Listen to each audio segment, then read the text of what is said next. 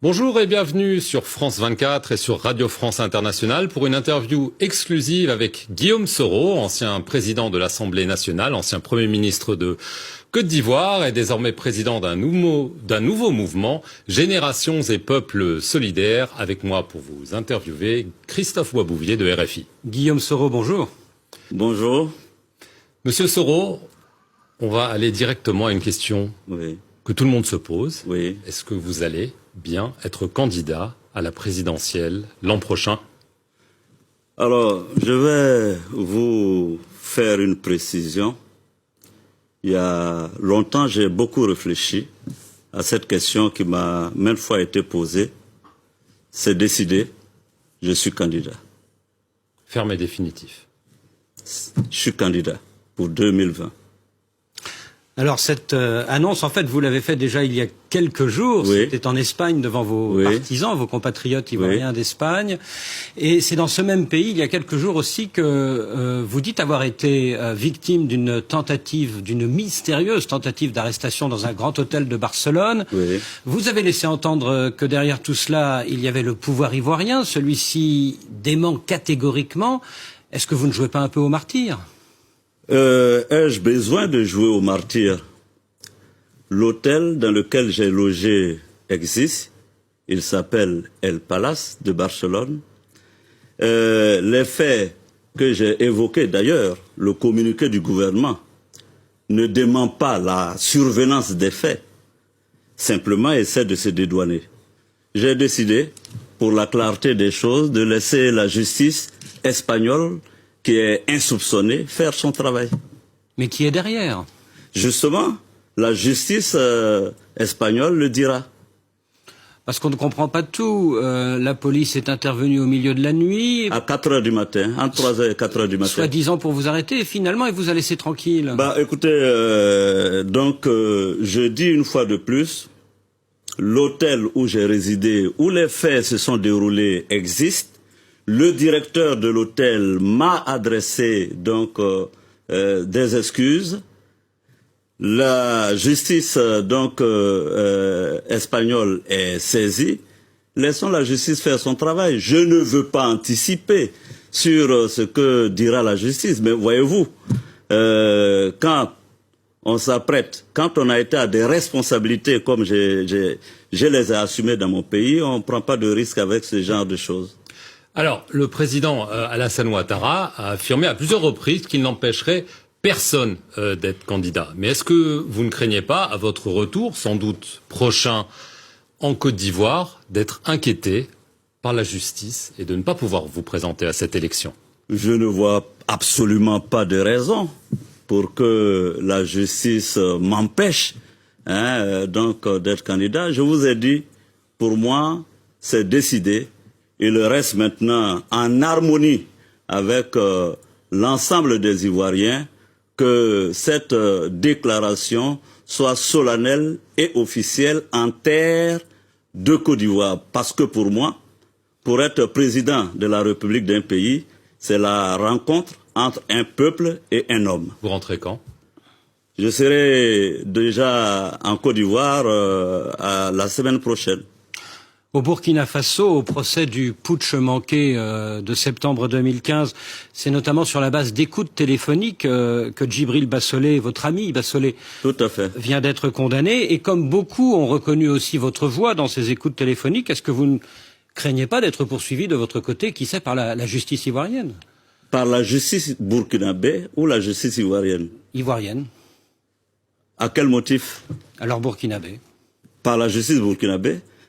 Écoutez, pour vous rafraîchir la mémoire, sachez que en 2016, j'ai été l'objet, n'est-ce pas, d'un mandat d'arrêt international, qui a été abandonné, et que d'ailleurs Interpol avait totalement discrédité. Donc je ne vois plus de raison d'être inquiété par quelque justice que ce soit. Alors, Guillaume Soro, vous avez un passé sulfureux, sans remonter jusqu'au coup de force de septembre 2002, et en plus de cette affaire des écoutes, on pense évidemment à l'assassinat de votre ancien frère d'armes, Ibé. C'était en avril 2011. À l'époque, vous étiez le Premier ministre et le ministre de la Défense d'Alassane Ouattara. On pense à cette découverte d'une cache d'armes chez votre directeur du protocole à Bouaké. C'était en pleine mutinerie en mai 2017. Oui. Est-ce que vous n'allez pas traîner ces deux affaires comme des boulets à votre pied? Bah, écoutez, d'abord, en ce qui concerne la mort de monsieur Koulibaly Ibrahim, Ibé, je n'étais pas en Côte d'Ivoire. Mais vous étiez Premier ministre, oui, ministre de la Défense. Ministre, donc vous pouvez quand même concéder que je n'avais pas de pistolet sur moi. Non, mais vous auriez pu être le commanditaire. Vous auriez pu être le commanditaire. Ah, vous m'accusez. Non, je mets au conditionnel. Ah ouais, donc si c'est au conditionnel, permettez-moi de dire avec la vérité sur les faits et l'exactitude matérielle des faits. Je n'étais pas en Côte d'Ivoire quand Ibé a été tué. On est d'accord. Donc je ne pouvais pas avoir tenu le pistolet. Pour le reste, la justice de Côte d'Ivoire donc a du travail à faire. Donc la vérité est dans la main, n'est-ce pas, de la justice. Et pour la mutinerie et la découverte de cette cache d'armes chez votre directeur de protocole? Là aussi, mon directeur de protocole a été en prison. Il a été par la suite libéré. Donc, je ne vois pas en quoi cela me concernerait. Donc, vous êtes blanchi pour vous. Enfin, celui chez qui on a trouvé les armes est allé en prison. Il a recouvré la liberté. Pourquoi M. Christophe voudrait que je sois incriminé? Alors, donc vous êtes désormais candidat. Vous lancez donc ce nouveau mouvement. Mais aux dernières élections locales, vos partisans ont été battus. On sait qu'il y a une sorte d'hégémonie des trois principaux partis en Côte d'Ivoire ces dernières décennies. Est-ce que ce n'est pas une candidature presque suicidaire? Parce que ça paraît presque impossible. Alors, moi, d'abord, une élection locale, ce n'est pas la présidentielle. Mettons-nous d'accord. Je voulais faire cette précision. Donc, la présidentielle, j'irai, comme je vous l'ai dit, avec, n'est-ce pas, le soutien du peuple de Côte d'Ivoire. Et je réaffirme ici que c'est au peuple et au seul peuple de Côte d'Ivoire de décider qui il désignera, il élira pour présider aux destinées de la Côte d'Ivoire. Nous venons de lancer notre mouvement, déjà pour les premiers jours du lancement de ce mouvement que j'ai fait à Valence. Nous sommes à plus de 7000 adhérents déjà en ligne, je n'ai pas encore dit sur le terrain, mais nous pensons que c'est un mouvement qui va marcher. Et je veux vous préciser, Monsieur Christophe, à vous, que quand Monsieur Macron, ici en France, lançait En Marche, toute la classe politique était unanime qu'il ne serait jamais président élu. Donc vous espérez être le Macron ivoirien? Non, je n'espère rien du tout. J'espère être le Guillaume Soro de Côte d'Ivoire, élu président en 2020. Alors pour ça, il faut que les élections soient libres et transparentes. Est-ce que vous pensez qu'elles le seront? Alors, malheureusement, j'ai le sentiment que les premiers pas, parce que vous savez qu'une élection présidentielle, c'est tout un processus. La semaine dernière, avec la mise en place de la commission électorale indépendante, j'ai des craintes. J'ai des craintes pour la stabilité de la Côte d'Ivoire, pour la paix en Côte d'Ivoire. Permettez-moi de paraphraser, j'ai envie de paraphraser le président Chirac, paix à son âme. Tout le monde sait que cette commission électorale indépendante est stipendiée et aux ordres. Tout le monde sait que cette commission électorale indépendante va brûler la Côte d'Ivoire. Et tous, vous faites semblant de ne pas voir. Vous regardez ailleurs. Brûler, c'est quoi? C'est la guerre civile? Non, c'est l'instabilité. Vous savez qu'en Afrique, généralement, les guerres, l'instabilité partent des processus électoraux mal maîtrisés ou organisés. Alors, donc, ce serait dommage que je ne tire pas, n'est-ce pas, la sonnette d'alarme. Et celui qui vous parle ce sont les propos, les paroles de quelqu'un qui a organisé une élection en Côte d'Ivoire.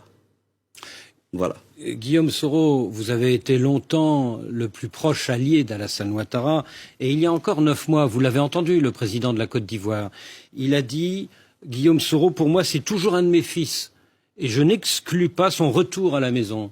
Alors, est-ce que la rupture est vraiment consommée ? Écoutez, au plan politique, je pense que la rupture est consommée, puisque j'ai lancé mon mouvement. Ce mouvement va à la conquête du pouvoir d'État, mais je dois vous dire qu'au plan personnel et humain, je continue à garder beaucoup de respect pour le président Ouattara. Vous vous parlez toujours ? Je dois avouer, pour être honnête avec vous, qu'il y a bien un moment que nous ne nous sommes pas parlé directement, mais il existe des passerelles. Alors, est-ce que la vraie raison de cette rupture politique, non pas affective, oui, politique, oui, n'est pas qu'il vous aurait promis de lui succéder et qu'il n'a pas tenu promesse? Vous savez, en politique, les promesses n'engagent que ceux qui y croient. Donc, il vous l'avait fait. Les promesses n'engagent que ceux qui y croient. Moi, j'ai décidé de prendre mon destin en main. J'ai décidé de m'assumer. J'ai 47 ans et je pense que désormais, je ferai cavalier. Seul. Voilà, seul. Vous savez ce que disent les mauvaises langues, Guillaume Soro, c'est que... Et il y en a beaucoup, les mauvaises langues. Oui, tout le monde ne vous aime pas, oui, c'est sûr. Certains disent que votre perte d'influence est liée à celle des chefs militaires comme zone. Et vous connaissez cette phrase que Laurent Gbagbo a écrite sur vous dans son dernier livre. C'est aux armes que Guillaume Soro doit sa place. Le jour où il n'aura plus ses armes, eh bien, il devra s'inquiéter. Mais dites-lui que moi, je suis très heureux de ne pas avoir d'armes. Je suis très heureux et d'être dans l'arène politique et de me battre, donc en tant qu'homme politique, pour, n'est-ce pas, arriver à mes fins. Je suis très content de ne pas avoir d'armes. Souvent, vous avez dit qu'Alassane Ouattara vous aurait promis qu'il ne ferait pas de 3e mandat en 2020. Est-ce qu'il va tenir parole? Encore, j'ai envie de vous dire que en politique, rien n'est définitif. Tout est volatile. Votre sentiment, il va y aller? Je n'en sais rien. Je n'en sais rien. Je pense que quand on a des ouailles autour de soi, comme ce fut le cas de Bouteflika en Algérie, qui tous les jours vous disent, président, si tu n'y vas pas, le système va s'écrouler, on va tous tomber. Je pense que M. Ouattara peut être pris dans l'hésitation. Depuis la rupture entre Alassane Ouattara et l'ancien président Bédié,